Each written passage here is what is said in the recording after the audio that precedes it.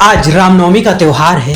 आज के दिन पूरे देश में शोभा यात्राएं राम भक्तों द्वारा निकाली जाती हैं।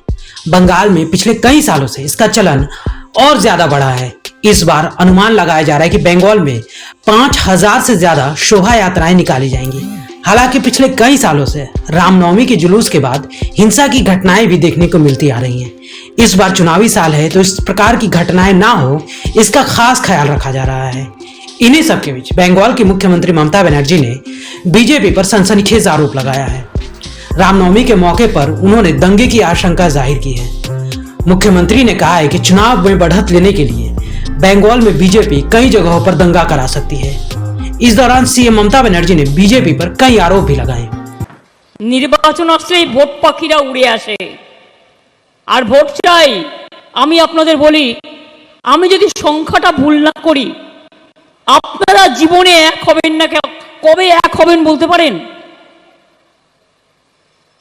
আপনারা এখানে বাঙালি হিন্দুই বলুন, বাঙালি মুসলমানই বলুন, আর আমার আসামের ভাই বোনেরাই বলুন, সব যদি এক হয়ে যান না, শুধু বাঙালি হিন্দু মুসলমান দুটো ভোট এক হয়ে 70% আপনারা, আর আসামি ভাই বোনেরাও আমার 30% আছে। কিন্তু সেই লড়াইয়ের জন্য তৈরি হতে হবে। আমি কথা দিয়ে যাচ্ছি, রাধেশ্যাম বাবুকে আপনারা জেতান, আরো 3টে প্রার্থীকে জেতান। আগামী আসামে বিধানসভা নির্বাচনে তৃণমূল কংগ্রেস সব সিটের লড়াই করবে, আর আপনাদের সাপোর্ট থাকলে আমরা জিতবো, এটা আমি বিশ্বাস করি। আর আমরা জিতলে এনআরসি হবে না, তুলে দেবো।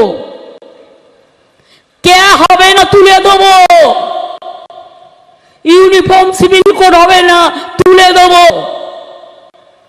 এবং মনে রাখবেন, আজও যারা লিস্টে পড়ে আছেন, যাদের ভবিষ্যৎ জানেন না, তাদের ভবিষ্যৎ করে দেবো, এ কথা আজ বড় গলায় বলে গেলাম। আমি ওখানে আন্দোলন করছিলাম, আমার বিরুদ্ধে আসাম গভর্নমেন্ট তখন মুখ্যমন্ত্রী ছিলেন, আমার বিরুদ্ধে আসামে এফআইআর করলো। আমার কি দোষ ছিল? আমি বাংলায় আন্দোলন করছিলাম আপনাদের নিয়ে, কোটা আন্দোলন বাংলায়, আর এফআইআর করছে বিজেপি আসামে। আমি তো ভুলিনি, আমার বিরুদ্ধে 6-7টা কেস করেছিল ওরা।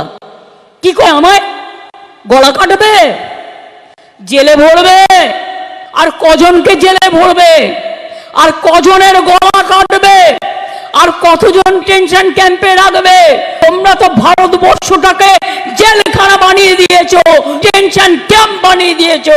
আজকে ভারতবর্ষে মানুষের কোন অধিকার নেই। এই নির্বাচনটা হতে যাচ্ছে ভয়ঙ্কর। এত কালো কলুষিত ইলেকশন কখনো আপনারা দেখেননি। Government of the agency, by the agency and for the agency. Government মিডিয়াকে যা বলছে মিডিয়া তাই করছে। সব মিডিয়ায় দেখবেন বাবুদের বড় বড় ছবি আর বড় বড় বিজ্ঞাপন, কোনোদিন লোকের খোঁজ নিতে আসে না। আজকে বলো, বেকারদের চাকরি দিয়েছো? 2 কোটি বেকারদের চাকরি দিয়ে বলেছিলে, আজকে 10 লক্ষ পদ পড়ে আছে সেন্ট্রাল গভর্নমেন্টে, সেটা পর্যন্ত দাওনি। ब्यूरो रिपोर्ट, सूत्रकार समाचार। हमारा ये वीडियो अच्छा लगा तो इसे लाइक करें, शेयर करें और हाँ, सब्सक्राइब करना ना भूलें।